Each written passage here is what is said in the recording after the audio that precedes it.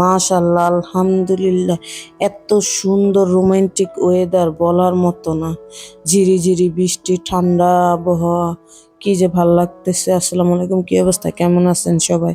আশা করি ভালোই আছেন। আলহামদুলিল্লাহ, আপনাদের সকলের দোয়া আমরাও ভালো আছি। বাইরে এত সুন্দর রোমান্টিক ওয়েদার, কিন্তু রোমান্টিক হওয়ার বয়স তো আর নাই, বয়স চলে গেছে। কিন্তু খাওয়ার বয়স আমাদের বাঙালিদের জীবনও যাবে না। মরার আগ পর্যন্ত আমরা শুধু খাইতেই ভালোবাসি বেশি, খাওয়ারই আমরা রোমান্টিক হিসেবে নিই যখন রোমান্টিকের বয়স চলে যায়। যাই হোক, এই ঠান্ডা আবহাওয়ার মধ্যে একটু ভাজা পোড়া, একটু জাল গরম যে কোনো জিনিস, আর চিতই পিঠা, শুটকি ভর্তা হলে তো কোনো কথাই নেই।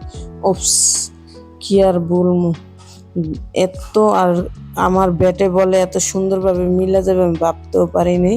একটু গরুর মাংস ভুনা করছিলাম, একটু শুটকি ভর্তা বানাইছিলাম আজকে, কিভাবে জানি। আর চালের গুঁড়ো ছিল, একদম ব্যাটে বলে মিলে গেছে। দেরি করি নাই কোনোভাবেই, তাড়াতাড়ি চিতই পিঠা বানায়া গরম গরম এই ঠান্ডা ওয়েদারে বসে পড়ছি। এই ভর্তাটা যখন আমি পিঠার মধ্যে লাগাইতেছিলাম, ওফ, দেশের কথা এত মনে পড়তেছিল। বাংলাদেশের শীতকালে যে রাস্তায় চিতই পিঠা বেচে, শুটকি ভর্তা, ধনিয়াপাতা ভর্তা, সরিষা ভর্তা, কি যে খাইতে একটা, যত শীত থাক, কনকনা শীত, তারপরও বাংলাদেশের আর যত ভিআইপি মানুষই থাক, রাস্তার পাশে দাঁড়াইয়া এই ভর্তা দিয়া চিতই পিঠা খাওয়াটা যে কি এনজয় করে, একমাত্র আমরা বাঙালিরাই জানি। আর সকালবেলা শীতের দিনে একটু চা দিয়া চিতই পিঠা, উফস, আর ভাপা পিঠা হইলে তো কোনো কথাই নাই। কিন্তু কি আর করা, বিদেশের মাটিতে তো আর সব কিছু সবভাবে এনজয় করা সম্ভব না। তারপরে যতটুকু পারি করি, আলহামদুলিল্লাহ, আল্লাহর কাছে শুক্রিয়া। ভর্তাটা মোটামুটি ভালো রকমের ঝাল ছিল, ট্রাই করলাম। এবার গরু মাংস দিয়ে ট্রাই করতেছি। গরু মাংস অবশ্য আমার খাওয়ার ইচ্ছা ছিল না, কিন্তু সাদের আব্বুর জন্য নিছি।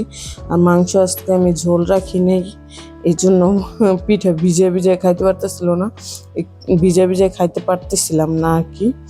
যাই হোক, এই ভুনা করছিলাম আমার ছেলের মেয়ের জন্য, টক দই দিয়া ভুনা করছিলাম একদম রেজালার মতো করে। তারপর ভালো লাগছে, মাংসটা অনেক বেশি মজা হয়েছে, কিন্তু ঝোল নাই বিথায় আর কি। ওই যে ঝোলে ভিজে চিতই পিঠার যে স্বাদ, ওইটা পাই নাই। তারপর চলে, খারাপ না।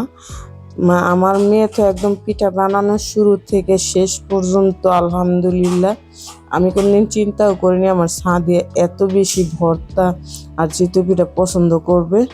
পরে এই তো ছাদের আব্বু আর আমি খাইলাম দুজনে মিল্লা, আল্লাহর নাম নিয়ে।